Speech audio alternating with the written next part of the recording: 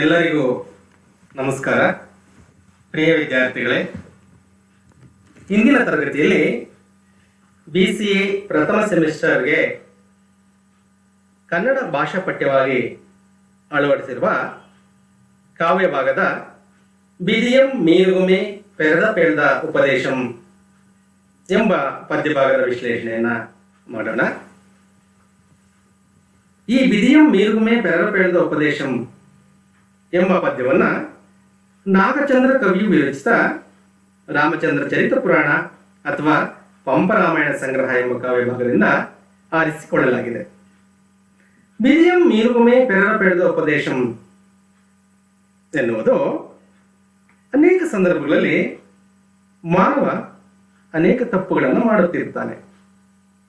ತಾನು ಮಾಡುತ್ತಿರ್ತಕ್ಕಂಥ ತಪ್ಪನ್ನು ಇತರರು ತಪ್ಪು ಅಂತ ಹೇಳಿದಾಗ ಅದನ್ನು ತಿದ್ದಿಕೊಳ್ಳುವಂತಹ ಗೋಜಿಗೆ ಹೋಗೋದಿಲ್ಲ. ಅದಕ್ಕೆ ಕಾರಣ ಏನಪ್ಪಾ ಅಂತಂದ್ರೆ, ತಪ್ಪು ಮಾಡಲೇಬೇಕು ಹಾಗೆ ಅಂತಕ್ಕಂಥದ್ದು ಅವನ ಹಣೆ ಬರಹದಲ್ಲಿ ಬರೆದಿರ್ತದೆ.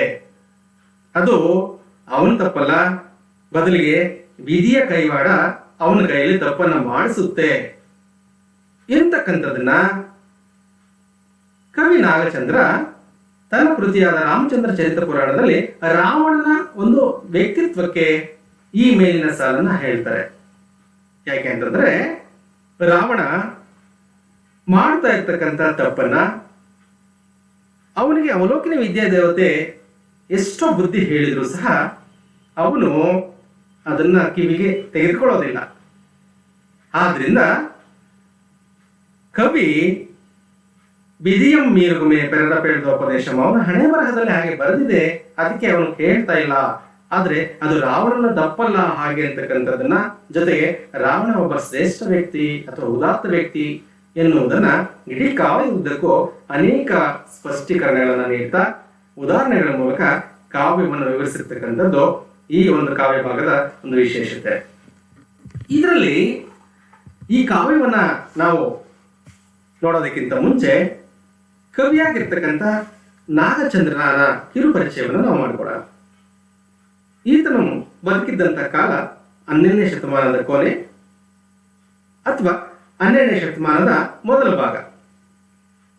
ಈತನ ಸ್ಥಳ ವಿಜಯಪುರ, ಈಗಿನ ಬಿಜಾಪುರ. ಈತನು ತನಗೆ ತಾನೇ ಕವಿ ಪಂಪನ ಮೇಲಿನ ಅಭಿಮಾನದಿಂದ ತನ್ನನ್ನು ತಾನು ಅಭಿನವ ಪಂಪ ಎಂದು ಕರೆದುಕೊಳ್ಳುತ್ತಾನೆ. ಪಂಪನಷ್ಟು ಎತ್ತರಕ್ಕೆ ಹೇರಬಹುದಾಗಿರ್ತಕ್ಕಂಥ ಕವಿ ಅಲ್ಲದಿದ್ರೂ ಈತನ ಕೃತಿಗೆ ಆ ರೀತಿಯಾಗಿರ್ತಕ್ಕಂಥ ಒಂದು ಶಕ್ತಿ ಇದೆ ಅನ್ನೋದರಲ್ಲಿ ಸಂದೇಹವಿಲ್ಲ. ಇವನು 2 ಕೃತಿಗಳನ್ನು ರಚಿಸ್ತಾನೆ. ಒಂದು ಮಲ್ಲಿನಾಥ ಪುರಾಣ, ಮತ್ತೊಂದು ರಾಮಚಂದ್ರ ಚರಿತ ಪುರಾಣ. ಜಿನಾಕ್ಷರಮಾಲೆ ಮತ್ತು ಜಿನಮುನಿ ತನಯ ಎಂಬ ಕೃತಿಗಳು ರಚಿಸಿದ ನಮ್ಮ ಉಲ್ಲೇಖವಿದೆ, ಆದರೆ ಇವುಗಳ ಉಪಲಬ್ಧವಿಲ್ಲ. ಮುಂದುವರೆದ ಹಾಗೆ ನಾವು ಈ ನಾಗಚಂದ್ರ ಕವಿ ವಿರಚಿಸುವ ರಾಮಚಂದ್ರ ಚರಿತ ಪುರಾಣದ ಪರಿಚಯವನ್ನ ಮಾಡಿಕೊಳ್ಳೋಣ. ಬಹುಶಃ ಇದು ಕನ್ನಡದಲ್ಲಿ ದೊರೆತಿರಬಹುದಾದ ಮೊದಲನೇ ಜೈನ ರಾಮಾಯಣ. 16 ಆಶ್ವಾಸಗಳನ್ನ ಉಳ್ಳಂತಹ ಒಂದು ಚೌಕು ಕೃತಿ. ಈ ಕೃತಿಗೆ ಮೂಲ ಹಾಕರ ವಿಮಲಸೂರಿ ಬರೆದ ಪೌಮಚರ್ಯ ಎಂಬ ಪ್ರಾಕೃತ ಭಾಷೆಯ ಕೃತಿ. ಈ ಕೃತಿಯಲ್ಲಿ ವಾಲ್ಮೀಕಿ ರಾಮಾಯಣ ಪರಂಪರೆಯಂತೆ ಈ ಕೃತಿ ಇಲ್ಲ. ಇಲ್ಲಿ ಬರುವ ಎಲ್ಲ ಪಾತ್ರಗಳು ಕೂಡ ಜೈನ ಪರಂಪರೆಗೆ ಸೇರಿದ ಪಾತ್ರಗಳಾಗಿವೆ. ರಾಮ, ಲಕ್ಷ್ಮಣ, ರಾವಣ ಎಲ್ಲರೂ ಕೂಡ ಇಲ್ಲಿ ಶಲಾಕ ಪುರುಷರೇ. ವಾಲ್ಮೀಕಿ ರಾಮಾಯಣದಲ್ಲಿ ರಾವಣ ರಾಕ್ಷಸನಾಗಿದ್ದರೆ ಇಲ್ಲಿ ಅವನ ವ್ಯಕ್ತಿತ್ವ ಉನ್ನತೀಕರಣಗೊಂಡಿದೆ. ಇದಕ್ಕೆ ಇದ್ದಿರಬಹುದಾದ ಕಾರಣಗಳು ಮತ್ತು ಪ್ರಭಾವಗಳನ್ನ ಇಡೀ ಕಾವ್ಯದುದ್ದಕ್ಕೂ ನಾಗಚಂದ್ರ ಕವಿ ನೀಡಿದ ರಾವಣನ ಒಂದು ಪಾತ್ರವನ್ನ ಅತ್ಯಂತ ಉದಾತ್ತೀಕರಿಸಿ ಕಾವ್ಯವನ್ನ ರಚಿಸಿದ್ದಾನೆ. ಈ ಕಾವ್ಯದಲ್ಲಿ ಕೆಲವು ಬದಲಾವಣೆಗಳನ್ನ ಕವಿ ಮಾಡಿಕೊಂಡಿದ್ದಾನೆ. ಜೈನ ರಾಮಾಯಣಕ್ಕೂ ಮೂಲ ರಾಮಾಯಣಕ್ಕೂ ಕೆಲವು ವ್ಯತ್ಯಾಸಗಳಿದ್ದಾವೆ. ಇಲ್ಲಿ ರಾವಣನ ಸಂಹಾರ ರಾಮನ ಕೈಯಿಂದ ನಡೆಯುವುದಿಲ್ಲ, ಬದಲಾಗಿ ಲಕ್ಷ್ಮಣನ ಕೈಯಿಂದ. ಯಾಕೆಂತಂದ್ರೆ ರಾಮ ಈ ಕಾವ್ಯದಲ್ಲಿ ಜೈನ ಧರ್ಮಕ್ಕೆ ಸೇರಿರ್ತಕ್ಕಂಥವನು.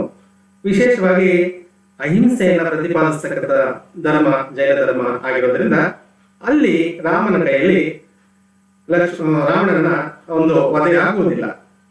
ಬದಲಿಗೆ ಇಲ್ಲಿ ರಾಮ ಮತ್ತು ಲಕ್ಷ್ಮಣರ ಇಬ್ಬರು ಕೂಡ ಚರ್ಮದೇಹಧಾರಿಗಳಾಗಿರ್ತಾರೆ. ಏನಪ್ಪ ಬದಲಾವಣೆಗಳು ಈ ಕಾವ್ಯದಲ್ಲಿ ಹಾಗೆ ಅಂತಂದ್ರೆ, ದಶರಥನಿಗೆ ಮೂಲ ರಾಮಾಯಣದಲ್ಲಿ 3 ಹೆಂಡತಿಯರಾಗಿರ್ತಾರೆ. ಅಲ್ಲಿ ರಾಮ ಕೌಸಲ್ಯ ಪುತ್ರನಾಗಿರ್ತಾರೆ. ಆದ್ರೆ ಜೈನ ರಾಮಾಯಣದಲ್ಲಿ ದಶರಥನ 4ನೇ ಹೆಂಡತಿ ಆಗಿರತಕ್ಕಂಥ ಅಪರಾಜಿತೆಯ ಮಗ ರಾಮ. ಜೊತೆಗೆ ಇಲ್ಲಿ ಬರುವಂತಹ ಸೀತೆಗೆ ಪ್ರಭಾಮಂಡಲ ಹಾಗೆ ಅಂತಕ್ಕಂಥ ಒಬ್ಬ ಅಣ್ಣ ಸಹ ಇರ್ತಾನೆ. ಈ ಎಲ್ಲ ಬದಲಾವಣೆಗಳನ್ನ ಮಾಡಿಕೊಳ್ಳೋದ್ರ ಮೂಲಕ ಈ ರಾಮಚಂದ್ರ ಚರಿತ್ರ ಪುರಾಣದಲ್ಲಿ ರಾವಣನ ವ್ಯಕ್ತಿತ್ವವನ್ನ ಉನ್ನತೀಕರಣಗೊಳಿಸತಕ್ಕಂಥ ಒಂದು ಪ್ರಯತ್ನವನ್ನ ಕವಿ ಮಾಡ್ತಾರೆ. ಈಗ ಬೀಜಂ ಮೀರುಮೆ ಪೆರಪೇಳದ ಉಪದೇಶಂ ಕಾವ್ಯ ಭಾಗದ ಹಿನ್ನೆಲೆಯನ್ನು ನೋಡೋಣ. ಅಪಾರ ಪೌರುಷ ಮತ್ತು ಆತ್ಮಬಲದಲ್ಲಿ ನಂಬಿಕೆ ಇದ್ದ ರಾವಣ ಸೀತೆಯನ್ನ ನೋಡಿದ ಕೂಡಲೇ ವಿಚಲಿತನಾಗ್ತಾನೆ. ಈತ ಒಬ್ಬ ಜೈನ ಧರ್ಮೀಯನಾಗಿದ್ರು. ಜೈನ ಮುನಿಗಳಾಗಿರ್ತಕ್ಕಂಥ ಅನಂತವೀರ್ಯ ಕವಲಿಗಳ ಬಳಿ ಪರಾಂಗನ ವಿರತಿ ವ್ರತವನ್ನ ಕೈಗೊಂಡಿದ್ರು. ರಾವಣ ವಿಧಿಯ ಕೈವಾಡದಿಂದ ಪರಸ್ತ್ರೀಯ ಮೇಲೆ ವ್ಯಾಮೋಹ ಪಟ್ಟು ದಶರಥನ ಮಕ್ಕಳಿಂದ ಹತನಾಗ್ತಾನೆ. ಎಂತ ಸಂದರ್ಭದಲ್ಲೂ ತನ್ನ ವ್ಯಕ್ತಿತ್ವಕ್ಕೆ ಹಾನಿಯಾಗದಂತೆ ನಡೆದುಕೊಂಡ ರಾವಣ ಇಂದು ಸೀತೆಯನ್ನು ಕಂಡಾಗ ಅವಳನ್ನು ಹಾಸ್ಯ ಪಡತಕ್ಕಂಥದ್ದು, ಜೊತೆಗೆ ಅವನಿಗೆ ಅವಲೋಕಿನಿ ವಿದ್ಯಾದೇವತೆಯ ಬುದ್ಧಿವಾದಗಳನ್ನು ಹೇಳಿದಾಗಲೂ ಕೂಡ ಅದನ್ನು ನಿರಾಕರಿಸತಕ್ಕಂಥದ್ದು, ಈ ಎಲ್ಲವೂ ಕೂಡ ನಾವು ಈ ಒಂದು ಭಾಗದಲ್ಲಿ ನೋಡ್ತೇವೆ. ಆಗ ಅವಲೋಕಿನಿ ವಿದ್ಯಾದೇವತೆ ಒಂದು ತೀರ್ಮಾನಕ್ಕೆ ಬರುತ್ತದೆ. ಏನು ಅಂದ್ರೆ, ರಾವಣ ವಿಧಿಯ ಆಟಕ್ಕೆ ಬಲಿಯಾಗುತ್ತಿರುವುದನ್ನು ನೋಡಿ ಯಾರಾದರೂ ಸಹ ವಿಧಿಯ ಆಟದ ಮುಂದೆ ತಲೆಬಾಗಲೇಬೇಕೆಂಬ ತೀರ್ಮಾನಕ್ಕೆ ಬರ್ತದೆ. ಇದು ಈ ಕಾವ್ಯದ ಹಿನ್ನೆಲೆಯಾಗಿದೆ. ಹೀಗೆ ರಾಮನ ಪಕ್ಕದಲ್ಲಿದ್ದಂತಹ ಸೀತೆಯನ್ನ ನೋಡಿರ್ತಕ್ಕಂಥ ಒಂದು ಸಂದರ್ಭ. ಒಮ್ಮೆ ತನ್ನ ತಂಗಿಯಾಗಿರ್ತಕ್ಕಂಥ ಚಂದ್ರನಿಗೆ ರಾಮ ಲಕ್ಷ್ಮಣನ ಮೇಲೆ ತನಗಾಗಿರ್ತಕ್ಕಂಥ ಅಪಮಾನವನ್ನ ಹೇಳಿದಂತ ಸಂದರ್ಭದಲ್ಲಿ ಅವರ ಮೇಲೆ ಯುದ್ಧಕ್ಕೆ ಅಂತ ರಾವಣ ಬರ್ತಾನೆ. ಮೊದಲೇ ರಾವಣ ಎಲ್ಲರಲ್ಲೂ ಒಂದೊಂದು ಮನೋದೌರ್ಬಲ್ಯ ಇದ್ದ ಹಾಗೆ ಆತನೂ ಕೂಡ ಒಂದು ಮನೋದೌರ್ಬಲ್ಯ ಇರುತ್ತೆ. ಅದು ಏನಪ್ಪಾ ಅಂದ್ರೆ, ಇಡೀ ಜಗತ್ತನ್ನೇ ಜಯಿಸಬೇಕು ಹಾಗೆ ಅಂತಕ್ಕಂಥ ಒಂದು ದೌರ್ಬಲ್ಯ.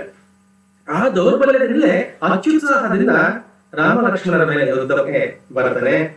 ಬಂದಾಗ ರಾಮನ ಪಕ್ಕದಲ್ಲಿ ಇದ್ದಂತಹ ಸೀತೆಯನ್ನು ಕಂಡು ಆತ ತಾನು ಬಂದಿರತಕ್ಕಂತಹ ಕಾರ್ಯವನ್ನು ಮರೆತು ಆಕೆಯ ಮೇಲೆ ಮೋಹಗೊಳ್ತಾನೆ.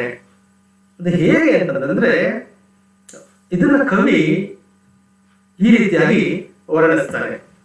ಏನಪ್ಪ ಅಂದ್ರೆ, ಬಲೆ ದೃಷ್ಟಿಗೆ, ವಜ್ರದ ಸಂಕೋಲೆ ಹೃದಯಕ್ಕೆ, ಏಪ ರೂಪವತಿ ಜಾನಕಿ ಕಣ್ಬಲದೊಳಗೆ ಪದ್ಮಪತ್ರದ ಜಲಬಿಂದುವಿನಂತೆ ಚಲಿತವಾದ ಚಿತ್ತಂ ಎಂದೂ ಕೂಡ ಯಾರನ್ನೂ ನೋಡಿ ವಿಚಲಿತಗೊಳ್ಳದ ರಾವಣನ ಮನಸ್ಸು ಇಂದು ರಾಮನ ಪಕ್ಕದಲ್ಲಿದ್ದಂತಹ ಸೀತೆಯನ್ನ ಕಂಡು ಅವನ ಮನಸ್ಸಿಗೆ ಬಲೆ ಹೆಣ್ಕೊಳ್ಳುತ್ತೆ.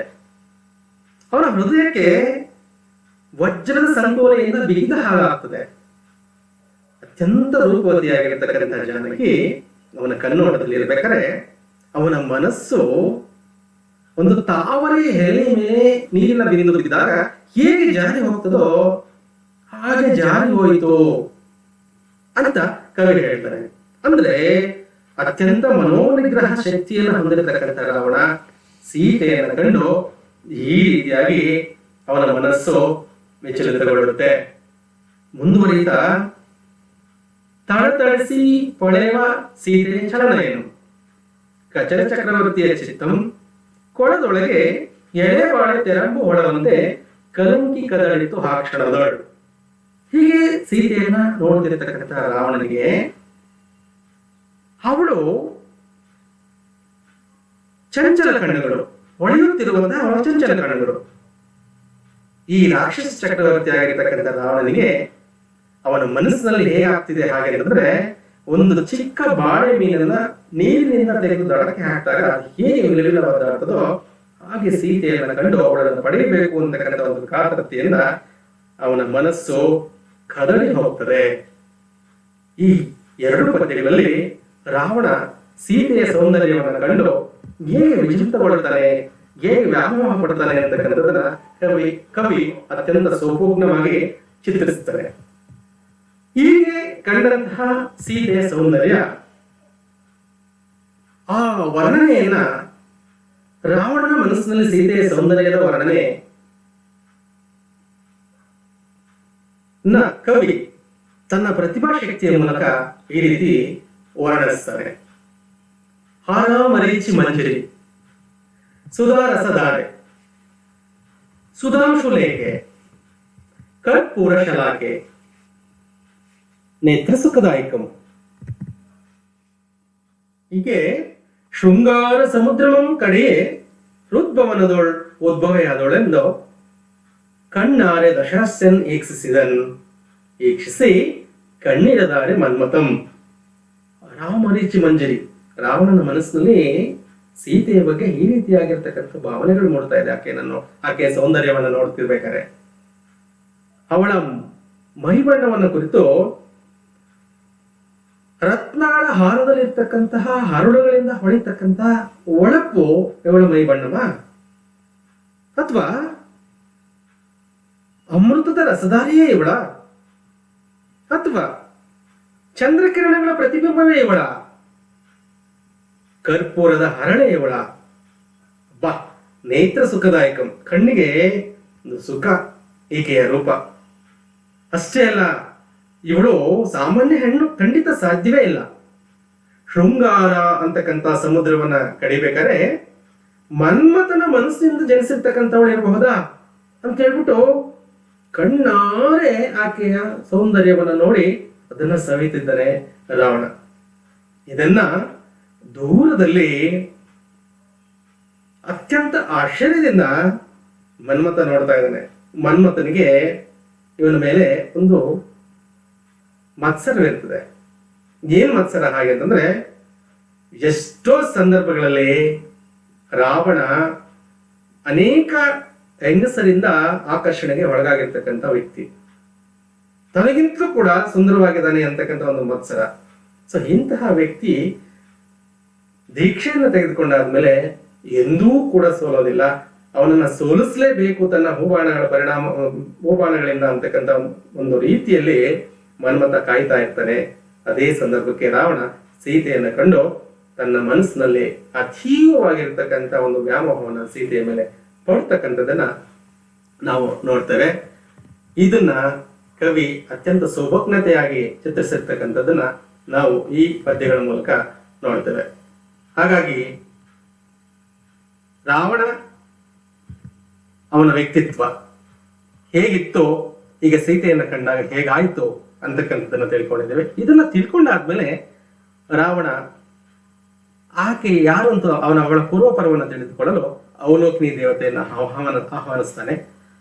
ಆ ಅವಲೋಕಿನಿ ದೇವತೆ ಬಂದು ಅವನಿಗೆ ಅವರ ಪರಿಚಯವನ್ನ ಮಾಡೋದ್ರ ಮೂಲಕ ಮುಂದೆ ಆಕೆ ಯಾರು ಮತ್ತೆ ಹೇಗೆ ಅಂತಕ್ಕಂಥ ವಿಚಾರಗಳನ್ನ ಮುಂದಿನ ಒಂದು ತರಗತಿಯಲ್ಲಿ ತಿಳಿದುಕೊಳ್ಳೋಣ. ಧನ್ಯವಾದಗಳು.